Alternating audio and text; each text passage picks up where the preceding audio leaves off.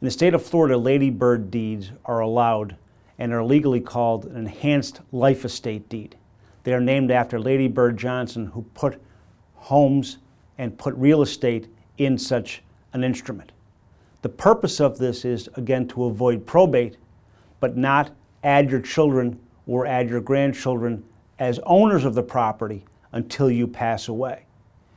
By putting your name and the child or grandchild's name on the deed, you can own the property completely until your passing, and title does not pass until you, as the owner, pass away, and that child or grandchild then obtains ownership without the probate process.